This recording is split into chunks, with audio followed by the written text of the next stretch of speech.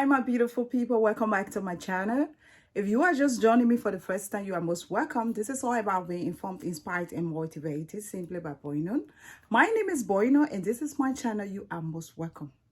Today, I want to talk about something that was a hobby to me that turned into a passion. And I'm going to tell you how this turned into a passion for me. And I make money out of it. And so, I want you to know that hobbies, the things we do, we consider to be our hobbies. Those things that are part of us, that we do all the time, that we love or we like to do. When we pay more attention to those things, we notice that some of those things are part of our destiny. Some of those things can make us to be who we are or who we want to be. Some of those things can form part of life for us. That's why it is in us. That's why it is part of us. We look around here and there, finding ourselves, finding what we're good at, going to school, getting knowledge, other things here and there, learning from people, gaining ideas. But God put what we are and what we are to live by in us. It's right in us. We just have to discover it. We just have to discover it. When we discover it, we discover ourselves. We discover it, then life will be more sweet, enjoyable for us to live. So, my beautiful people, welcome to my channel. If you are just joining me for the first time, please subscribe. Hit that bell of notification. Come along with me because I'm going to tell you a story of my life. Something I love to do. I'm going to tell you how I started to do this, how I started doing this thing, and how far I have come in doing it. And I have not stopped yet because I'm still going. So stay tuned. Hit that bell of notification if you haven't. Let's go back. Look right down there. You will see that subscription button. Click on it and then you subscribe. You don't have to pay money. And then you see the red bell. Bam! Hit it. When you hit it, you're going to be notified. Anytime I put video up, you're going to get it. Bam! You'll be alive to it. It'll come bam, bam, bam. So let's get straight into our topic without wasting much of your time because the story is so long. I might even make part 1 and part 2. So watch out, stay tuned. It's the story of my life. You see me? That's why I say age is just a number. For me, that's how I consider age to be. Age is just a number. Because if some of us look at our age or say, oh, I'm still small, I'm still young, I can't do this, let me get old for it, let me grow up for it, let me enjoy my life for it. We're not experienced the thing we have experienced. We're not come this far. We're not be who we are today. But with God being on our side, holding all things for us, we didn't mind age, but we live our life and then follow day by day as it comes. So, my beautiful people, I want to tell you this story of how I started selling. How I selling like market, selling stuff, selling things, okay? I started selling as a kid, small little girl, kid. When I was staying with my mother, first we started selling cold water. At that time, they never had a mineral bag water. We used to tie the water. We had one of our cousins staying with us. He used to sell the water immediately while we go to school. But then when weekend come, we join him to sell the water. So every evening we tie the water and then he go to sell. So weekend come, our uncle like, why the children can join you, join weekend, no school, let them join you and learn how to sell. That's how we started helping him to sell. So selling, we'll go into our market. We never used to live far from the market. I'm from Liberia, from Africa, Liberia, and there's this big market they call Douala Market, okay? And we were living not far from that market.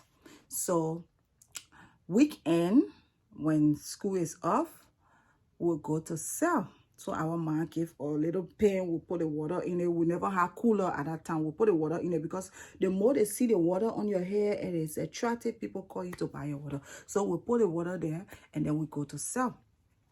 But each time we go to sell, my sister will eat all the money. She will eat all the money and all her water will finish. People will buy everything, but she will eat all the money and then she will find water bag on the floor and then put it in her pan and put sand around it and sprinkle water on it, and then she come home crying. And sometimes while we're in the market selling, I will see my sister somewhere eating. When I'm passing like that, passing in some area in the market, my sister will be eating. So I'll be like, Tita, what are you eating? Oh, I saw that our uncle, he gave me money. But to cut long story short, my sister will eat the money. Every time she goes, she will say she stumped her toe, the water burst. So she will not report any money.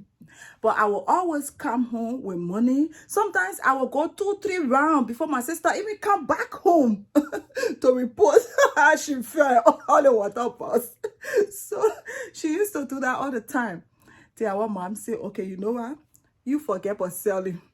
Let your little sister do the selling. So I never had problem with that because I was doing it. That was my first time selling. I started enjoying doing it. And I remember I was in the evening session school. I used to take the water on the campus in the morning, put it in the pan, tie it up, put enough, drop it on the school campus, and then carry about 2-3 pans one by one before recess period. And then when recess come, I stay there, I sell the water. Afterwards, then I go home and then take shower, get ready to come to school. So even school days, I remember I used to sell water. Recess period. So that's how we used to do. Every weekend, I used to do the selling. So I used to look forward to weekend to come for me to go and sell water. So while doing that, we're very, very little. And then the war came. When the war came, I think we're little, very little. When the war came, when the war was approaching, I was still selling, I was still selling small. Our mom was very, very sick because we had electricity and we had freezer. So we had no stress for making the water. We'll just go and buy the water back for little or nothing, 10 cents, I think, And then my sister and myself, we tie the water, we put it in the freezer. So I still used to go and sell the water. So each time I sell, I will come and I will save some of the money. So I will save some of the money. So in selling, my mom was very, very sick. And then one of her friends came to visit her and brought her doctor. And this doctor came to treat my mom. My mom was so sick at the point of death. She was just lying on the bed. She couldn't move. She was at the point of death. Thank God. And the doctor checked her and prescribed a medicine. My mom never had money and prescribed a medicine. We don't have a big uncle or big aunt. No, up to now we don't have. It's just us and our mom. And so when the doctor prescribed that medicine, as God could have it, I've been saving some of that cold water money because when I come, I will take some, we buy food, we eat, and then the other one I keep it. I buy water bag, my sister and my brother, then we eat. So I took that money, I went and bought that medicine that doctor prescribed. And my mom took that medicine. I remember the name. My mom took that medicine gradually, day in, day out, and my mom got better.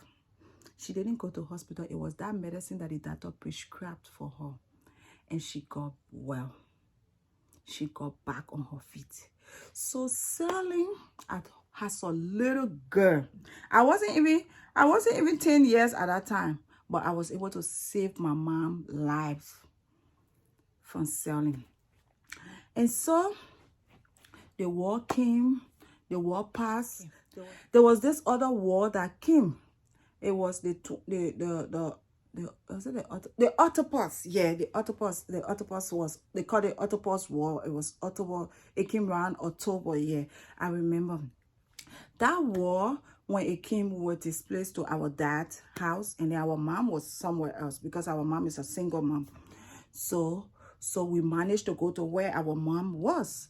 And so our mom used to go in the market. She would buy the pepper and come and pass it and make it out of bitter pepper. At that time, pepper was so hard to find.